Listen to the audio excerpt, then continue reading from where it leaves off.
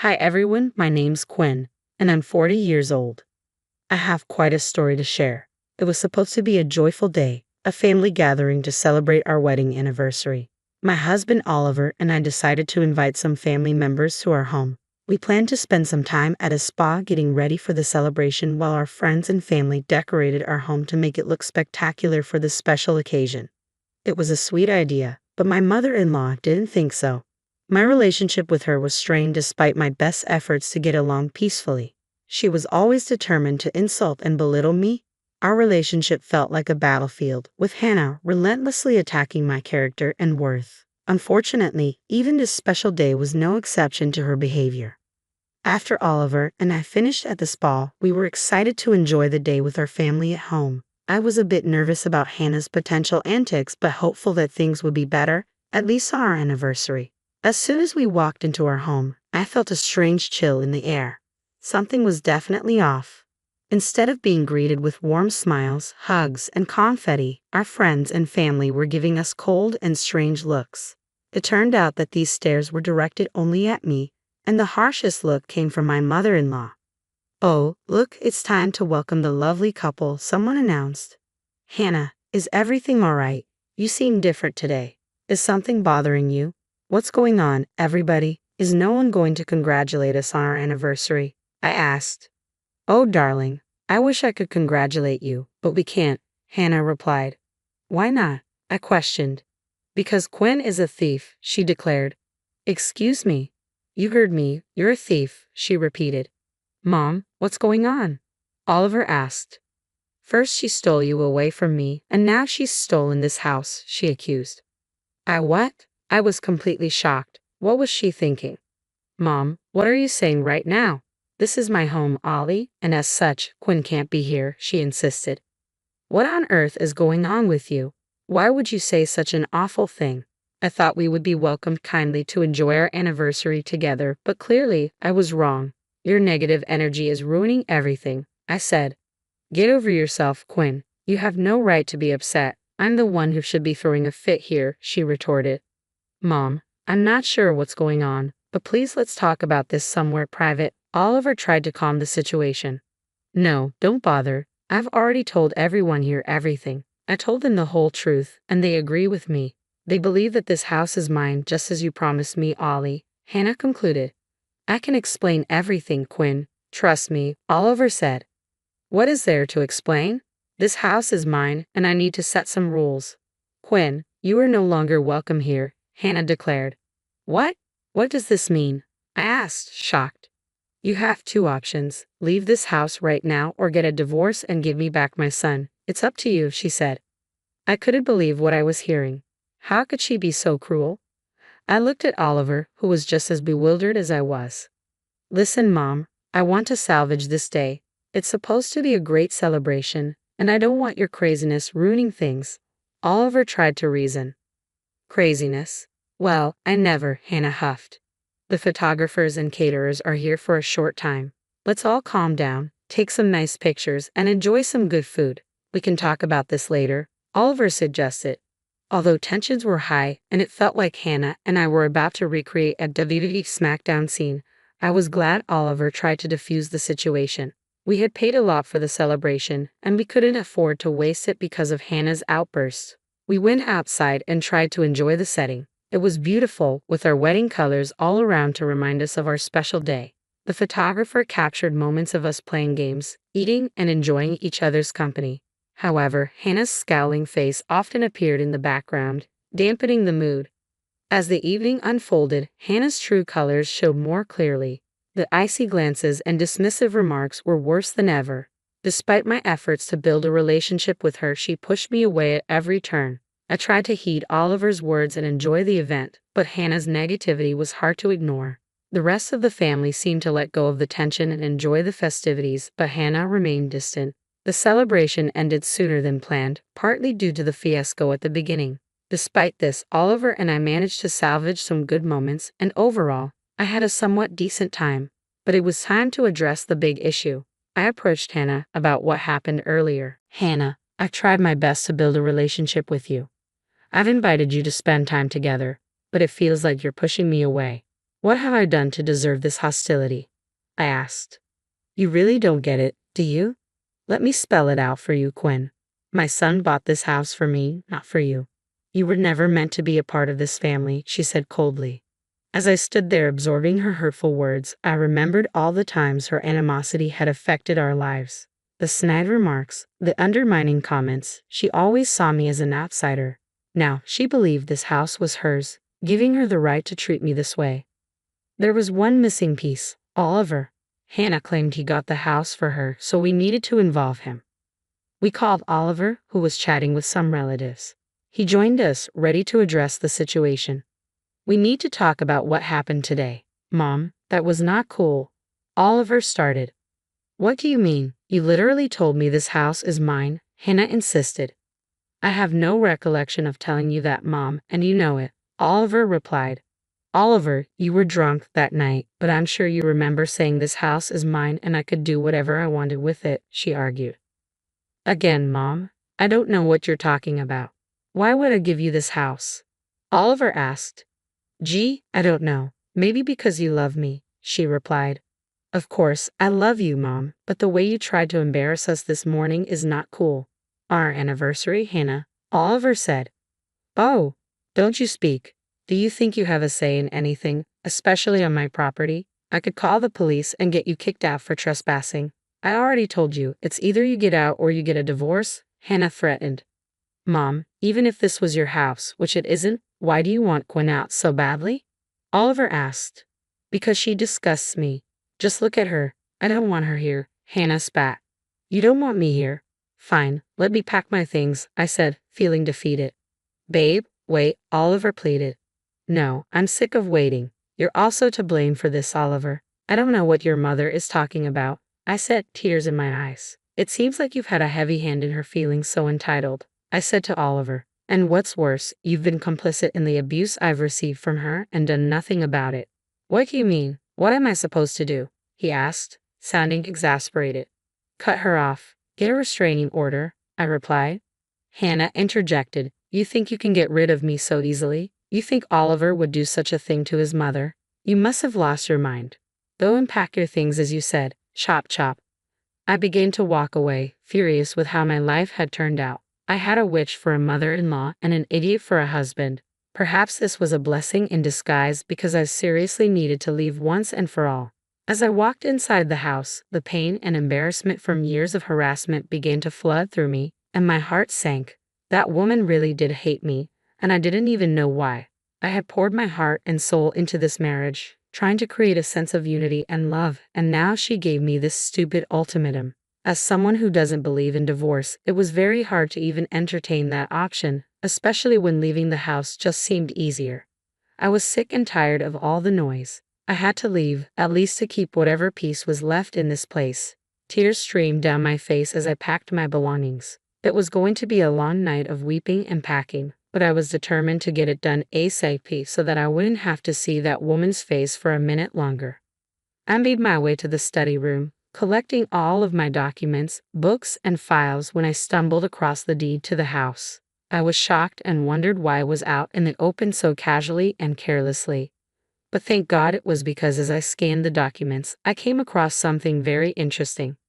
I stopped packing, realizing this was too important. I found Oliver and Hannah still outside, arguing. I still don't know what you're talking about, Mom. I never gave this house to you, Oliver was saying. Yeah. Then why do the documents say otherwise? Hannah snapped back. Which documents? Oliver asked, confused.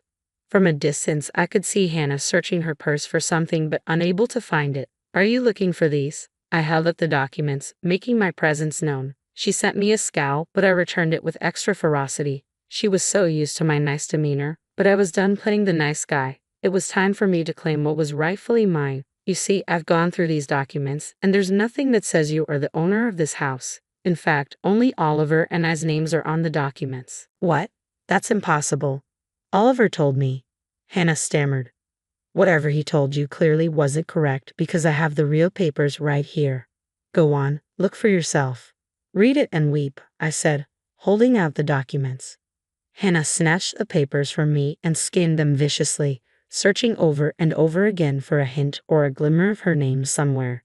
But alas, she was wrong. There was no mention of her anywhere on the documents. I don't feel so good, Hannah muttered. To her surprise, her eyes rolled back and she lost her balance. She fainted and hit the ground, knocked out cold. We all gasped as Oliver picked her up and brought her inside. We did our best to fan her and keep her cool until she began to regain consciousness after about a minute. What happened? Where am I? She'd asked, disoriented. You passed out from the shock of realizing the truth, I said. You did this to me, she accused. I didn't do anything to you. I just showed you the truth, I replied. Let me get you some water, and when I come back, we are settling this dispute once and for all. Oliver went to the kitchen while I said goodbye to our remaining guests. After ensuring that Hannah was okay, they left, knowing we had a long night ahead to get to the bottom of everything. Okay, Mom, here you go, Oliver said, handing her a glass of water. Now please tell us everything that you know. It was the night of the Christmas party a couple of months ago. You were drunk, Hannah started. He wasn't just drunk, he was completely wasted. He couldn't even remember his name, I added. Fine, whatever. He was wasted, and he told me that he loved me so much that he wanted us to be closer, Hannah continued.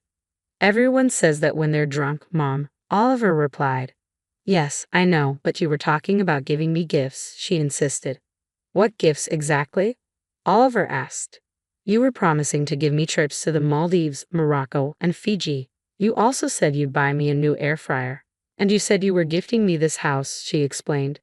You mean to tell me that your antics today were all based on promises Oliver made when he was absolutely sloshed? Are you insane? Those don't count, I said, incredulous. Oliver looked confused, trying to remember. Then a look of clarity crossed his face. Mom, I'm beginning to remember that night now. I remember saying I'd give you gifts, yes, Oliver said. Ha, you see, Hannah exclaimed. I also remember saying I'd give you a house, Oliver added. What? Hannah said, confused. I told you I'd give you a house, not this house, and I made that very clear, Oliver said. Well, I don't remember that, she stammered. Let's jog your memory a bit then, I said. I ran upstairs to access the security camera footage and brought it back down. Oliver accessed the footage from the Christmas party. There it was, evidence of a very drunk Oliver holding on to his mother, promising her many things, including a house. You said you'd get me a house.